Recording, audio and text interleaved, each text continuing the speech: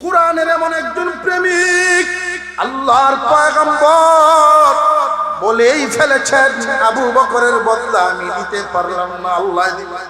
আবু বকর তো এমন একটা নাম, আবু বকর এমন একটা নাম, হুজুর সাল্লাল্লাহু আলাইহি ওয়াসাল্লাম যার ছোটবেলার সাথী, কোরআন প্রচারের সাথী, কবরের সাথী, হাসরে দাঁড়াইবেন একসাথে, হাসরের সাথী পাশাপাশি থাকবেন। আবু বকর সিদ্দিক রাদিয়াল্লাহু তাআলা আনহু কুরবানিওয়ালা আশিকে রাসূল, আশিকে রাসূল, এমন আশিকে রাসূল। আবু বকর বলছেন, শুধু শুনে রাখছেন, পয়গম্বর বলেছেন হিজরত করতে হবে তৈরিতে, আর হিজরত হবে দিনে নয় রাতের বেলা। এশার নামাজের পরে কোনদিন আবু বকর আর ঘুমানি না। ভাবা যায় আজকালকার জামানায় আশিকে রাসূল তো এই জামানায় পাওয়াই যায় না, আশিকে আলেমও তো নাই, যারা সামনে আছে এদেরকে ওইভাবে মহব্বত করতে পারে। আশিকে রাসূল কত বড়! এশার নামাজের পরে আবু বকর আর ঘুমান না। 6 মাসের মতো হয়ে গেছে। হঠাৎ একদিন নবীজি আবু বকরের দরজায় এসে আস্তে করে আওয়াজ দিলেন, ডাকটাও আস্তেই দিলেন। আবু বকর একটা ডাক দিতে দেরি, দ্বিতীয় ডাকার লাগে নাই, দরজা খুলে লাব্বাইক ইয়া রাসূলুল্লাহ সামনে হাজির হয়ে গেছে। আল্লাহর রাসূল বলেন, আবু বকর তুমি কি ঘুমাও নাই? না হুজুর আমি ঘুমাই নাই। কেন ঘুমাও নাই? তুমি কি জানতে নাকি যে আমি আসবো? না হুজুর জানতাম না, ওই যে বলেছিলেন ওই দিন থেকে আমি আর ঘুমাই না। আল্লাহর রাসূলের চোখের পানি পড়ে গেছে। নবীকে খুশি করে ফেলছেন আবু বকর। আবু বকর সিদ্দিক রাদিয়াল্লাহু তাআলা আনহু নামটা বলবেন, আম্মাজান আয়েশার আকাঙ্ক্ষা তো হতেই পারে। হুজুর আকরাম সাল্লাল্লাহু আলাইহি ওয়াসাল্লাম বলেন, আয়েশা অগণিত নেকি গণে শেষ করার মতো নয়, এই পরিমাণ নেকি আমার ওমরের আমলনামায় আল্লাহ দিয়েছে। হুজুর সাল্লাল্লাহু আলাইহি ওয়াসাল্লাম অনুমান করে নিছেন, অনুমান করে নিছেন। আম্মাজান আয়েশার আকাঙ্ক্ষা ছিল তার আব্বার নাম শোনা। হুজুর সাল্লাল্লাহু আলাইহি ওয়াসাল্লাম হযরত ওমর ফারুক রাদিয়াল্লাহু তাআলা আনহুর নাম বলেছেন। পাশাপাশি আবার বলে দিলেন, আয়েশা তুমি আশ্চর্য হইছো, আরো আশ্চর্য শুনবানি, আমার আরেকজন মায়ার উম্মত আছে, যার আমলনামার, যার নেকির হালো উমরের নেকি সহ কিয়ামত পর্যন্ত আনে বলা যত উম্মত আমার দুনিয়াতে আসবে, সমস্ত উম্মতের নেকি যদি এক পাল্লায় রাখা হয়, আমার ওই উম্মতের আমলনামার নেকির পাল্লা ভারী হবে। আম্মা জান আয়েশা বসা ছিলেন, দাঁড়ায় গেছে। কে গো নবীজি? আল্লাহর পয়গম্বর বলেন, তোমার আব্বা আবু বকর। আবু বকরের নেকির উপমা দেওয়ার মতো দুনিয়ায় কিছুই নেই। আসমানের তারকার কথা তুমি বলছো, তারকা তো আছে, উমরের আমলনামার উপমা দিতে পারছি, কিন্তু আবু বকরের নেকির কোনো উপমা দুনিয়ায় দেওয়ার নাই। হুজুর আকরাম সাল্লাল্লাহু আলাইহি ওয়াসাল্লামের পিছনে আবু বকর সিদ্দিক রাদিয়াল্লাহু তাআলা আনহু কুরবানি করে গেছেন। মক্কায় বলেন, মদিনায় বলেন, দুনিয়ায় বলেন, এখনো বলেন, ইসলামের যে শত্রু আছে, একজন আলেমকে জেলে নেয়, আলেম উলামাদেরকে গালি দেয়। যে সমস্ত শয়তান বাহিনী মূলত আলেমের শত্রু না, ওর হইল কোরআনের শত্রু। আরো জোরে আওয়াজ দিয়া খন। আলেম তো ব্যক্তিগত ভাবে আমি কেউ জমিও নেই নাই, আমি কারোর মাথায়ও বাড়ি দেই নাই, কিন্তু কোরআনের কথাটা যখন দারাজ কণ্ঠে বলতে থাকি তখন ওদের দিলে কম্পন তৈরি করে আমার শত্রুতে পরিণত হয়। আসমান ততদিন নষ্ট হবে না, কিয়ামত হবে না, যতদিন পর্যন্ত আল্লাহ আল্লাহ বলনেওয়ালা থাকে। আল্লাহ আল্লাহ বলনেওয়ালা শিখানোর আওয়াজটা কোত্থেকে আসে? আলেম ওলামাদের থেকে। আর এই আলেমদের এই শিখানোটা একটা সিস্টেম, একটা তরিকা হইল মাদারিসে কওমিয়া। পিপিলিকায়ও জানে যে আমরা বেঁচে আছি, আমার জাতি বেঁচে থাকবে আলেম ওলামাদের উসিলায়। এই জন্য গর্তের পিপিলিকা সাগরের মাছ পর্যন্ত দোয়া করতে থাকে। রাসূল হাদিসের মধ্যে দুনিয়ার সব মানুষ সমান না, কেউ এই লাইন থেকে বরকত নেই, আবার কেউ তার জন্য বড় ক্ষতির রাস্তা খুঁজে। একদল মানুষ আলেম ওলামা দেখলেই মনটা তার নরম হয়ে যায়, আরেকদল মানুষ আলেম ওলামা দেখলে মনটা হিংসায় রাগে ভরে যায়। আল্লাহ পাক রব্বুল আলামিন শেষ ঠিকানাও বানাইছেন দুইটা, একটার নাম জান্নাত, আরেকটার নাম কোন ডরাই না যে কোন। দুইটা জায়গার মধ্যেই আল্লাহ মানুষকেই দিবেন, জাহান্নামে আল্লাহ মানুষ দিবেন, এই কথা আল্লাহ কোরআনে বলছেন। কোন ধরনের মানুষ? লাহুম কুলুবুল লা ইয়াফকাহুনা বিহা ওয়া লাহুম আ'য়ুনুন লা ইউবসিরুনা বিহা ওয়া লাহুম আযানুন লা ইয়াসমাউনা বিহা। আল্লাহ পাক রব্বুল আলামিন আমাদেরকে যত নিয়ামত দিয়েছেন, আমাদের উপরে যত দয়া করেছেন, এর মধ্যে একটা হলো কুরআনুল কারীমের মতো কিতাব আল্লাহ আমাদেরকে দান করেছেন। কুরআনুল কারীম এমন এক কিতাব যেটা নাকি আল্লাহর কথা। কুরআনুল কারীম যদি কেউ তিলাওয়াত করে সে যেন স্বয়ং আল্লাহর সাথেই কথা বলে। আরো জোরে করে সুবহানাল্লাহ। মুসা আলাইহিস সালাম দোয়া করেন, আল্লাহ আমারে তুমি যত নিয়ামত দান করেছো এর মধ্যে এমন একটা নিয়ামত তো পাইলাম, আমার মনে হয় এই নিয়ামত আর কেউ পাবে না। আমি তোমার সাথে কথা বলি জমিন থেকে, জিবরাইল আমিন লাগে না, সরাসরি তোমার সাথে কথা বলি। এই জন্যই ওনার টাইটেল ছিল মুসা কালিমুল্লাহ। আল্লাহ পাক রব্বুল আলামিন জানায়া দিলেন, পয়গম্বর এমন একটা জাতি দুনিয়ার জমিনে আসবে, তাদের পয়গম্বরের উপরে যেই কিতাব নাজিল করা হবে, কিতাবের নাম কুরআনুল কারীম। সেই কুরআন আমি আল্লাহর কালাম। এই কালাম যারাই তিলাওয়াত করবে আমি আল্লাহর সাথে কথা বলা হবে। এদের দাম এত বেড়ে যাবে, ওরা জান্নাতে ঢোকার আগ পর্যন্ত কোন নবীর উম্মত ঢুকতে পারবে না। কুরআনুল কারীমের মতো এক গ্রন্থ আল্লাহ আমাদেরকে দান করেছে। একদল মানুষ থাকবে কোরআনের পক্ষে, আরেকদল মানুষ থাকবে কোরআনের বিপক্ষে। শুরু থেকেই নিয়ে এই পর্যন্ত লক্ষ্য করে দেখেন, আমার আপনার পয়গম্বর সাল্লাল্লাহু আলাইহি ওয়াসাল্লাম মক্কা নগরীতে 40টা বছর কাটাইলেন, কোনো শত্রু নাই, আসেননি।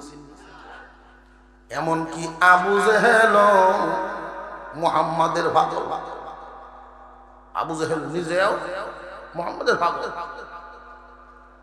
মিটিং করে দেখলাম তো সারা এলাকা সারা দেশ আমার ভাতিজার মতো মানুষ নেই।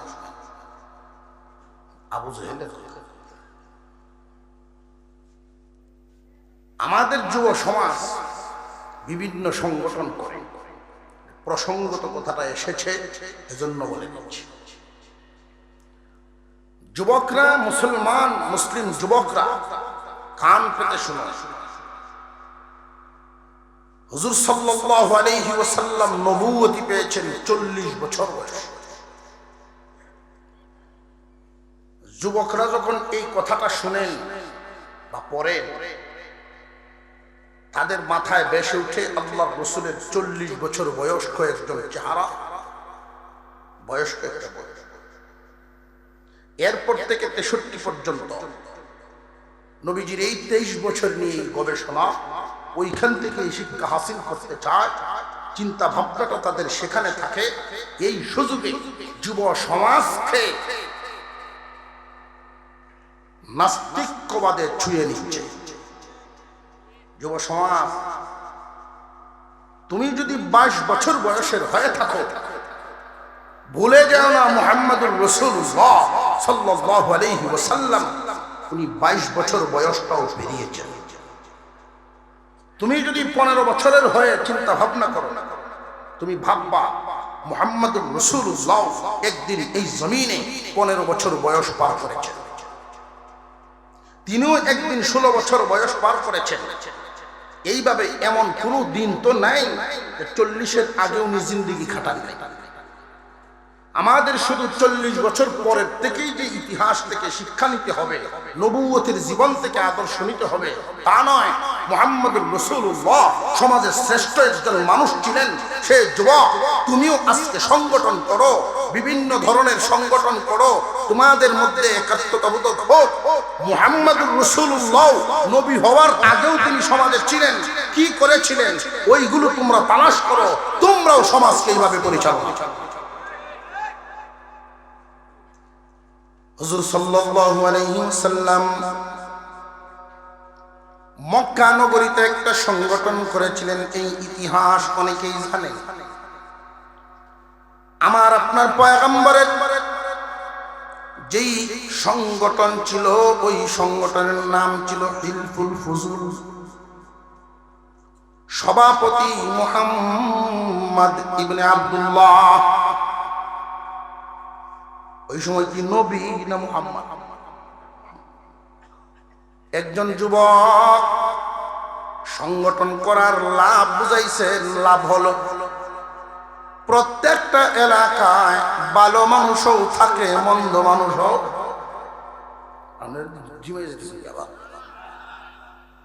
ভালো মন্দ মিলাই, বরং ভালো মানুষের লড়াছড়া কম, মন্দর লড়াছড়া বেশি।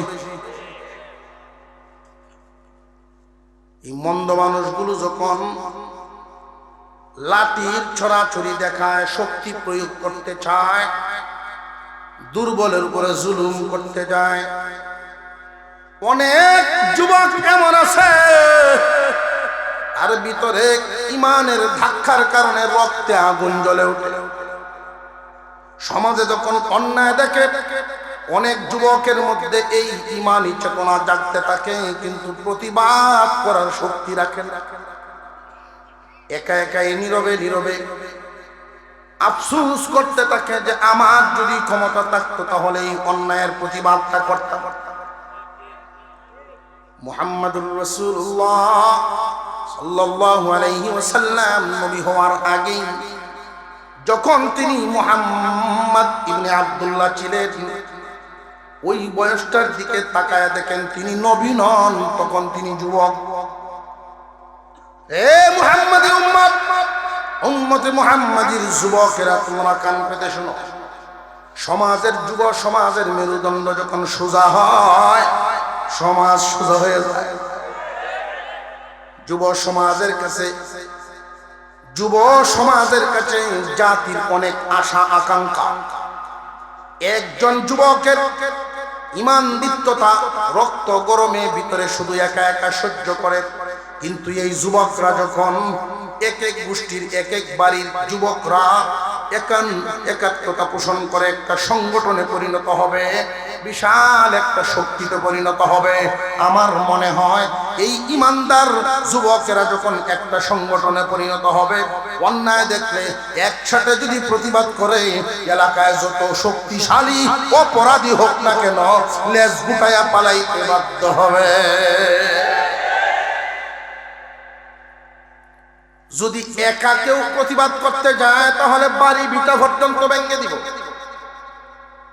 আর অপশক্তির সাথে তুমি হয়তো পারবা না, কিন্তু তোমরা কয়েকজন মিলে যদি একসাথে থাকো, একত্রিত থাকো, তাহলে তোমাদের সাথে সে আর বাড়াবাড়ি করবে।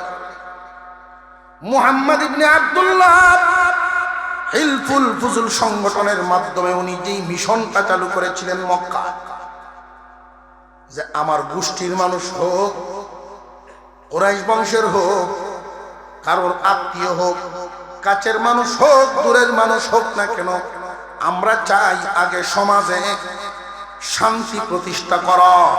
কোনো মানুষ যদি অশান্তিতে পড়ে তারে টেনে তোলা আমাদের দায়িত্ব। কোনো মানুষ জুলুমের শিকার হয়েছেন তাকে জুলুম থেকে বাঁচিয়ে আনা আমাদের দায়িত্ব। এই বাঁচাইতে গিয়ে যদি দেখা যায় সামনে পড়ে আমাদের বাধা হয়ে দাঁড়ায় নিজেদের কোন মানুষ, মায়া মোহাব্বত মোহ মায়ায় যেন আমাদেরকে এই শান্তি প্রতিষ্ঠার পথে বাধা হইতে না পারে, এই রকম মজবুত একটা সংকল্প নিয়ে মুহাম্মদ ইবনে আব্দুল্লাহ সংগঠন করেছিলেন। সেই হিলফুল ফুজুল সংগঠনে যদি বিচার নিয়ে আসতো কেউ, ওগো মুহাম্মদ আমার টাকা তো আত্মসাৎ করছে অমুক সর্দার,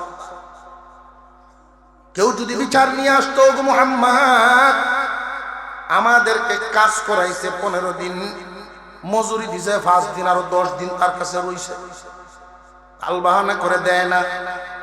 মুহাম্মাদুর রাসূলুল্লাহ তখনকার সময়ে নবী না, নবী হওয়ার আগেই যুবকদের নেতৃত্ব দিয়েছেন, যুবকদেরকে নিয়ে অন্যায়ের প্রতিবাদ করেছেন। প্রথমে নোটিশ দিয়েছেন, হিলফুল ফুজুলের পক্ষ থেকে বলা হয়েছে মজলুমের উপর থেকে জুলুমের হাতিয়ারটা সরায় নাও, নইলে আমরা তোমার বিরুদ্ধে দাঁড়াবো। আবু জেহেল পর্যন্ত হিলফুল ফুজুল সংগঠনকে থরথর করে ভয় পাইত। সংগঠন করার এই লক্ষ্য। সারা মক্কার মানুষ মুহাম্মাদের পাগল। 40 বছর বয়সের আগ পর্যন্ত মুহাম্মাদের কোন শত্রু। যেই দিন থেকে কোরআন নাজিল হওয়া শুরু হয়েছে, আল্লাহর বিধান নাজিল হওয়া শুরু হয়েছে, এই দিন থেকেই মুহাম্মাদের শত্রু আর অভাব নেই। মূলত কি মুহাম্মদ ইবনে আব্দুল্লাহর শত্রু না মুহাম্মদুর রাসূলুল্লাহর শত্রু? মুহাম্মদ ইবনে আব্দুল্লাহর কোনো শত্রু ছিল না। যেই দিন থেকে মুহাম্মদ ইবনে রাসূল মুহাম্মদুর রাসূলুল্লাহ কোরআন কাঁধে নিয়েছেন, কালিমা কাঁধে নিয়েছেন, আল্লাহর অর্ডার পালন করা শুরু করছেন, ওই দিন থেকে উনার শত্রুর অভাব নাই। মূলত উনার শত্রু না, আল্লাহর বিধিবিধান, আল্লাহর কোরআনের শত্রু। একদল মানুষ কোরআনের পক্ষে সব ঢেলে দিছে।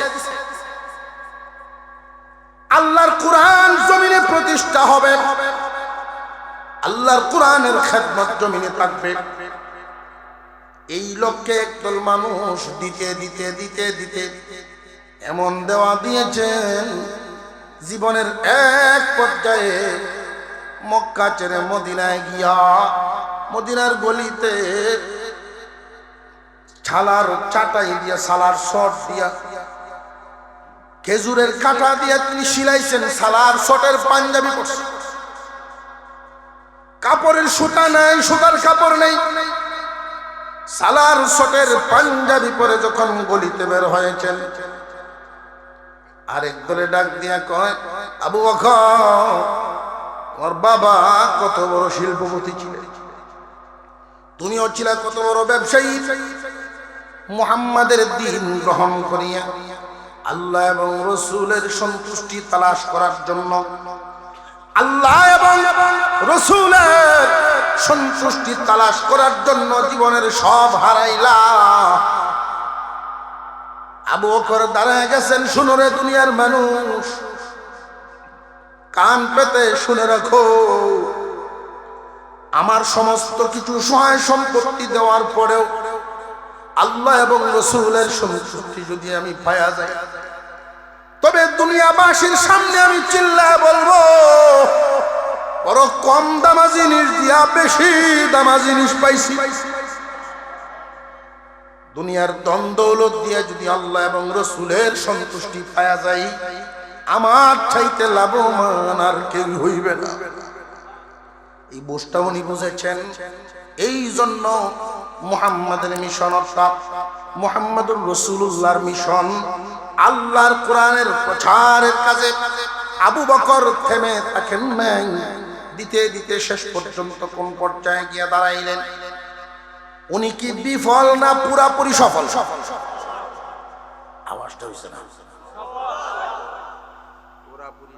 পুরোপুরি। কেমন সফল? কেমন সফল খেয়াল করে।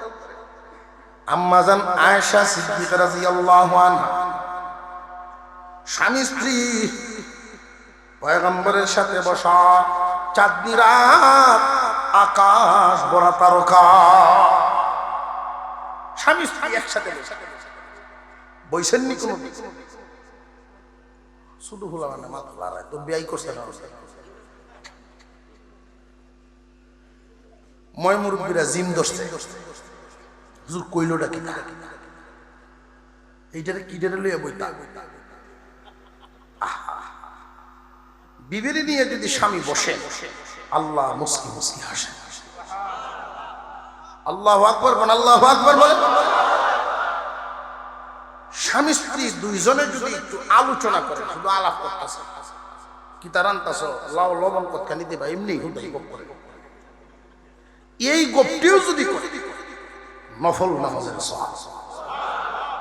একান্নটা হাদিস। ইসলামের বিধান হলো স্বামী স্ত্রীর সংসার টিকিয়ে রাখার পক্ষে। ইসলামী শরীয়তে দুইটা বস্তু হালাল, দুইটা বিধান আছে হালাল, তবে আল্লাহর কাছে পছন্দ। এর মধ্যে একটা হলো ভিক্ষা করা, আর একটা হলো তালাক দেওয়া, যেটা সহালেও চলে, দুহরেও চলে, সমানে চলতেছে, বলে না? কাজে লাগে যন্ত্রণা কুলাই তারে না, বাইরে গিয়ে মুখটা জাগে সামনে গিয়ে দারু থেকে দিলাম, কিন্তু আমরা দিলাম কুলাই। তালাক এবং ভিক্ষা এটি নিকৃষ্ট, আল্লাহ অপছন্দ। আল্লাহ চান দুইজনের মধ্যে মিল। এজন্যই তো যদি কেউ কারোর মন মতো নাই হয়, অঙ্কিতা করো, আমরা একটু জিকির করি, লা ইলাহা ইল্লাল্লাহ, লা ইলাহা,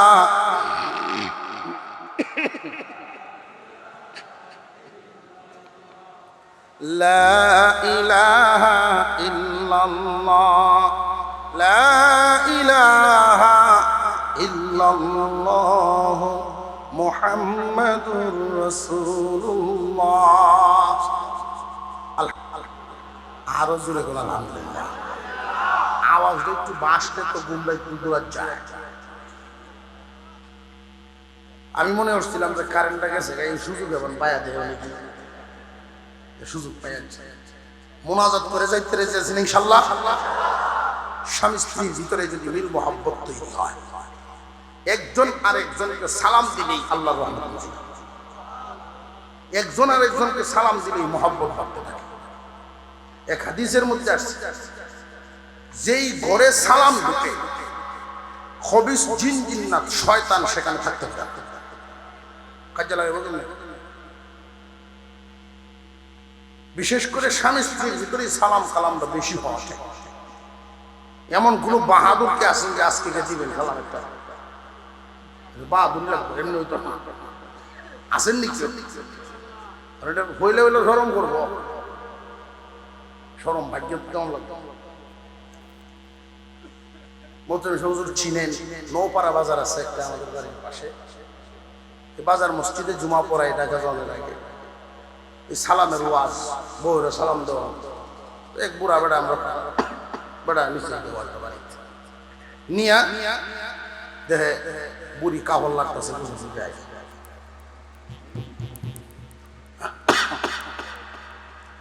আলহামদুলিল্লাহ আলহামদুলিল্লাহ বলেন। কারেন্ট আসছে, জুমাত শুনে গেছে বিবিতে সালাম দেওয়ান সবের গিয়াই আসসালামু আলাইকুম সালাম দিচ্ছি, উত্তর দিতে না হইলে হুন্না না হুন্না দিছে, আবার হুনায় দিছে, এখন বেটে করবে তুমি জানবে একটু কমায় কমায় রেডি মনে হচ্ছে। এই মুহূর্ত এই শব্দ শুনছি না জীবনে, বেশি গুছা উঠলে গালি গালাস করে, সালাম কেমনে দিল মনে হচ্ছে ইতলে উঠতেছে। ফরের জুমায় যখন আমারে বলছে আবার কে দিবেন আজ গুতোই করব, আপনি এক সপ্তাহ গ্যাপ দিলেন কেন? ঘর থেকে বেরোয়ার সময় একবার দিয়ে ভাই, ঘরে ঢুকবার সময় আবার, এইভাবে কয়েকদিন অভ্যাস হইলে আপনি যখন দিবেন না উনিও আপনার দিবেন। আরো জোরে কর। আমরা তাহিয়া কেন আল্লাহ রসুলের আদর্শ তো হয়েছি সে মুচ্ছে আরেক কেন আমরা সাথে নেই, এই কারণে রহমত আছে কি। আম্মা জানা আয়েশা সিদ্দিকা রাদিয়াল্লাহু আনহা নবীজি সাল্লাল্লাহু আলাইহি ওয়াসাল্লামের সাথে বসা, সময়টা দিন না রাত, চাঁদনি রাত, আকাশ ভর্তি তারকা, খোলা আসমানের নিচে স্বামী স্ত্রী দুইজন আলোচনা করেন। উনাদের মধ্যে আলোচনার ধরনই হতো দিন এবং দুনিয়া, দুইটার মধ্যে দিনই আলোচনা বেশি, আখিরাতের চিন্তা ছিল তাদের অন্তরে বেশি। আম্মা জান আয়েশা সিদ্দিকা রাদিয়াল্লাহু আনহা জিজ্ঞাসা করেন, ওগো নবীজি, আসমান ভর্তি তারকা গণে শেষ করা তো সম্ভব, অগণিত তারকারাজি সমান আপনার উম্মতের কারণ আমল নামায় এত নেকি আছেন, এই পরিমাণ নেকি আপনার কোন উম্মতের আমল নামায় কি আছে? আল্লাহর পয়গম্বর বলেন আছে। কার গো নবীজি?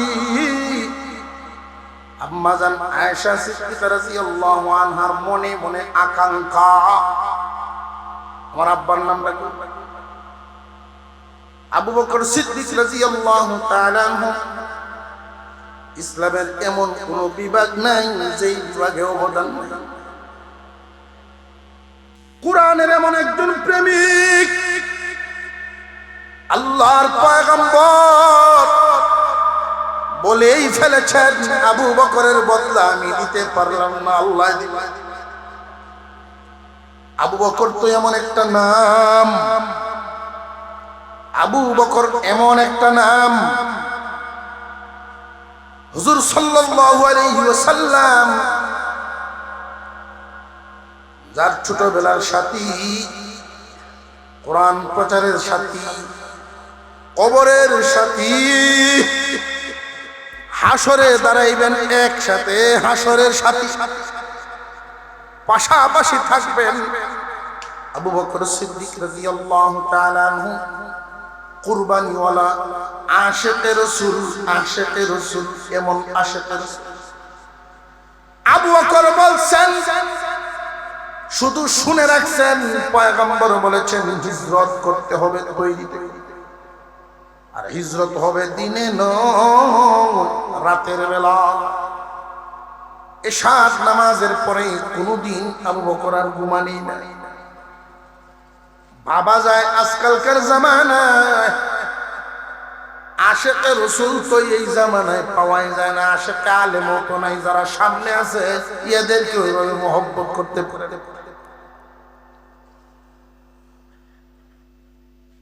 আশিকে রাসূল কত বড়। এশার নামাজের পরে আবু বকর আর ঘুমান না।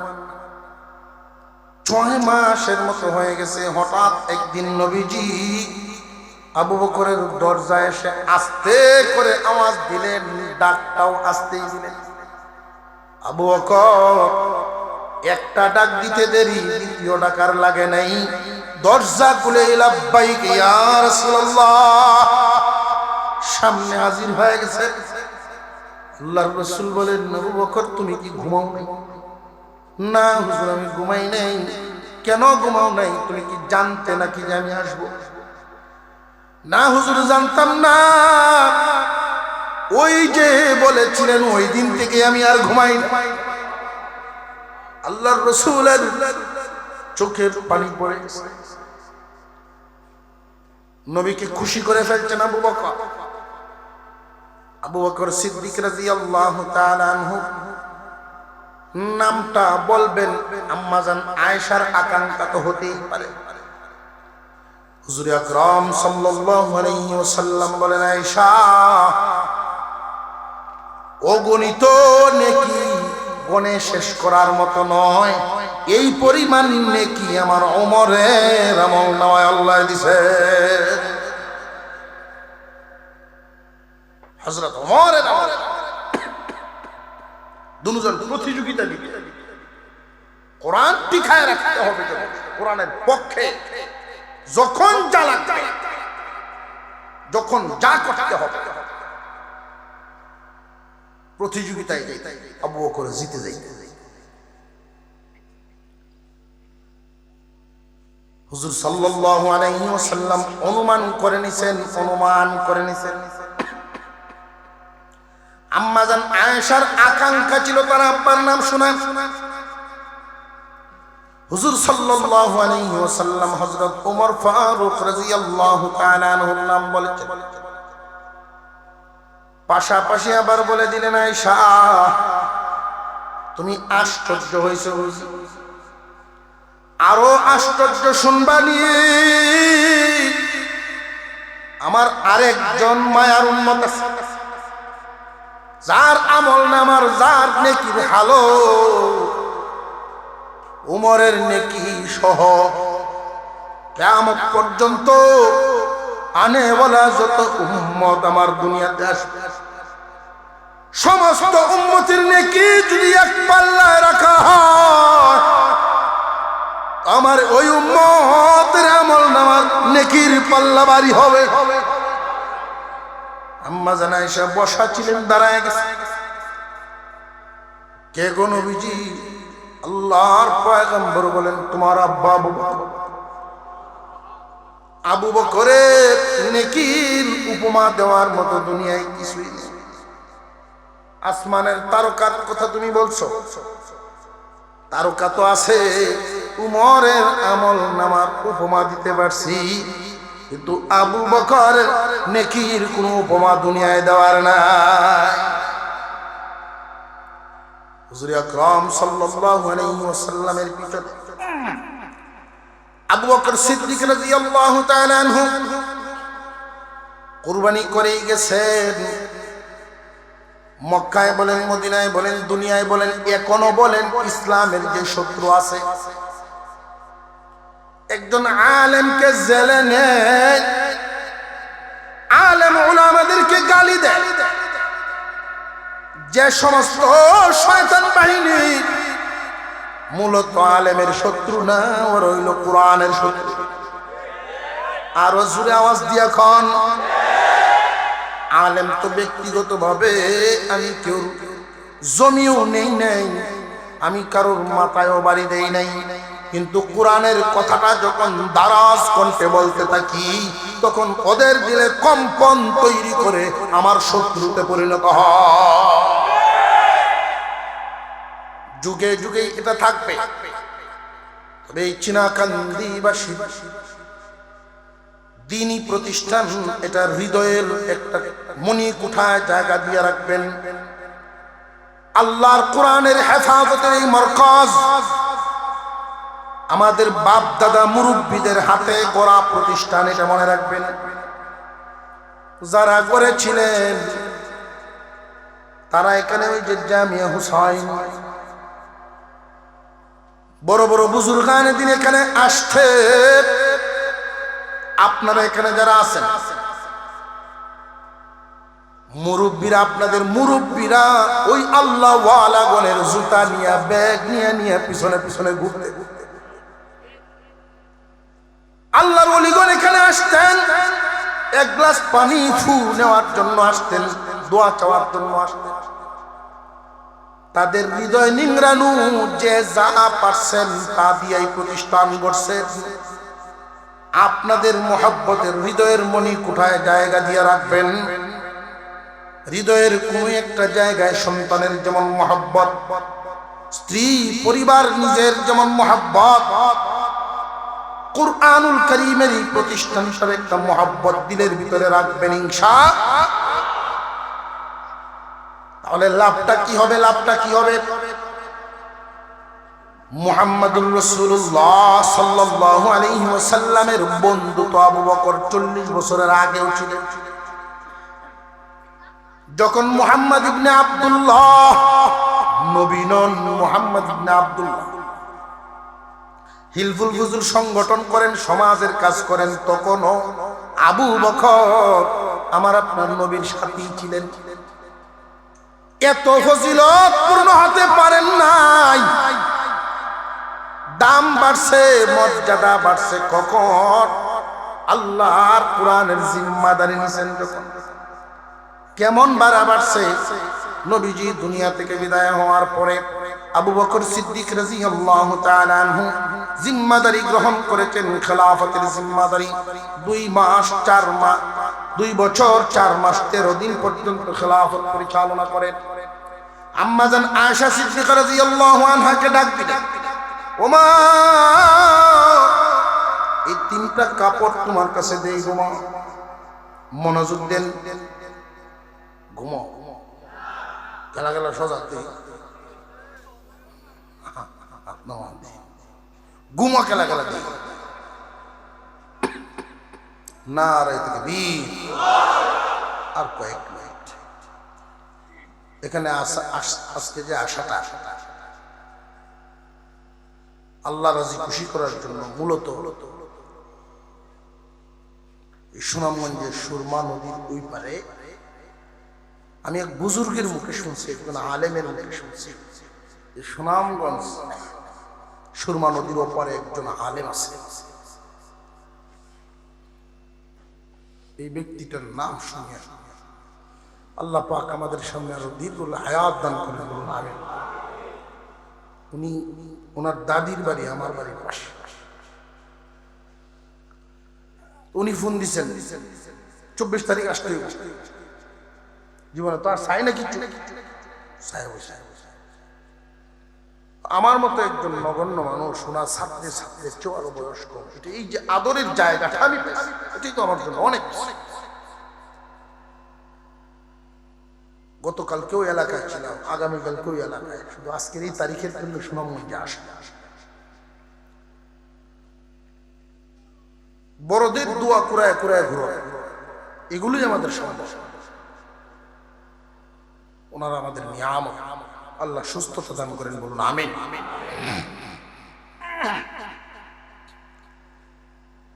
আবু বকর সিদ্দিক রাদিয়াল্লাহু তাআলা আনহু আম্মাজান আয়েশা সিদ্দিক রাদিয়াল্লাহু আনহাকে বলেন, মাগো ও মা, 3টা কাপড় তোমার কাছে দেই নাও।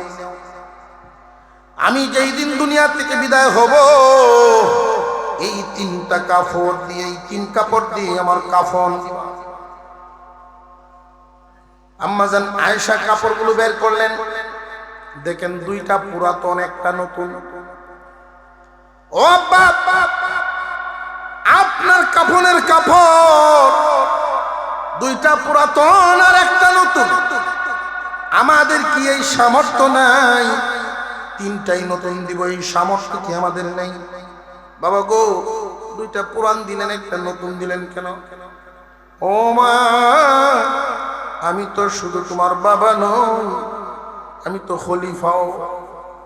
যারা খেলাফতের দায়িত্বে বসে তাদের কিছু দায়িত্বশীলতার পরিচয়।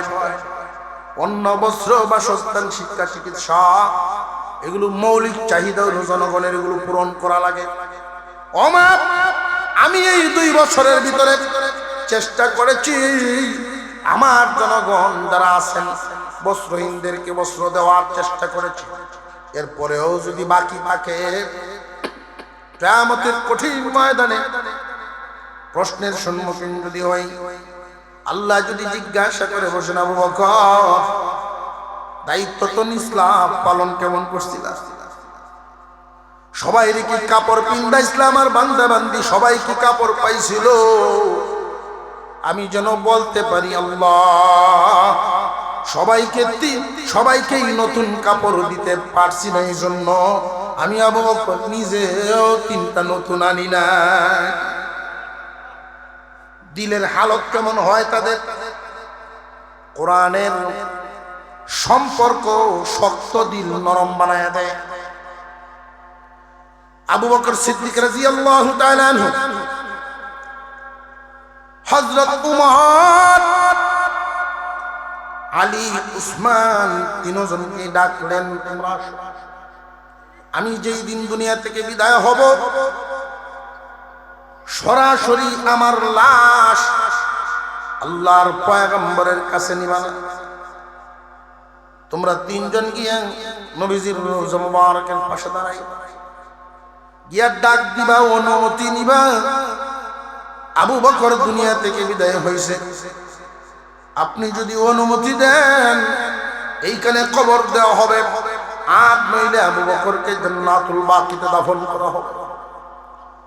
আল্লাহর পয়গম্বরের রওজা থেকে যদি আওয়াজ আসে, অনুমতি যদি পাও, তাহলে আমার লাশ নবীজির পাশে দাফন করবা, অন্যথায় জান্নাতুল বাকিতে দাফন করে দিও। আবু বকরের জীবনের কুরবানি ওনার স্থান কোথায় পৌঁছায় দিল? কুরবানিওয়ালা জীবন মানুষকে কোথায় নেয়? কুরআনের সাথে মহব্বতে মানুষকে কোথায় উঠায়? যেই দিন আবু বকর বিদায় হয়ে গেলেন, ওমর চোখের পানি ছাড়েন আর কান্দেন। রোজার পাশে গিয়ে বলেন, ওগো নবীজি, আপনার হিজরতের সাথী আমাদেরকে ছেড়ে বিদায় হয়। ইয়া রাসূলুল্লাহ, ইয়া হাবিবাল্লাহ, আপনার হিজরতের সাথী দুনিয়া থেকে বিদায়, যদি অনুমতি দেন আপনার পাশে দাফন হবে, আর নইলে জান্নাতুল বাকি। এমনি পয়গম্বরের রওজা থেকে আওয়াজ, পয়গম্বরের রওজা থেকে আওয়াজ এসে গেছে, বন্ধুকে বন্ধুর পাশে শোয়া দাও। কোথায় জিন্দেগি যতদিন দুনিয়াতে কাটাবে, যতদিন বেঁচে থাকবে, আল্লাহ যেন কোরআনের সাথেই লাগায় রাখে।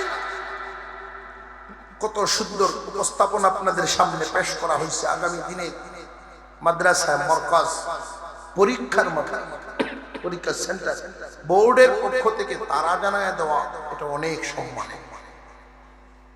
নিজেরা দরখাস্ত করে দৌড়াদৌড়ি করে আনাটা আর তাদের পক্ষ থেকে জানায় দেওয়াটা, এটাকে অনেক সম্মান। একটা রেজাল্ট শুনছেন, আমিও শুনলাম, খুব ভালো লাগলো। রেজাল্টটা শুনে তারা অনুমান করছে প্রতিষ্ঠানে পড়া হয়, প্রতিষ্ঠান তদারকি করার মতো লোক এখানে আছে, সেই আশার থেকে দিয়ে দিয়েছে সেন্টার। জানেন, ওইখানে আপনার পরীক্ষার সেন্টার 20 জন 30 জন আলেম ওলামা যদি হঠাৎ করে জিনাগান্ধী আইতে থাকে, যাদেরকে দাওয়াত করে পাওয়া যায়, তখন সিনাগান্ধী ওলা রুচি তৈল, যেহেতু আসতেছেন আর কিছু হারিয়ান না হয়, অন্তত ছাড়াই বিসমাইল বিষয়, যেহেতু সেন্টার তারা দিয়ে দিচ্ছেন, এগুলোর মূল্যায়ন যেন করা হয়। মাদ্রাসা দাওরা হাদিস খোলার ঘোষণা হচ্ছে। আমরা মুনাজাতের আগে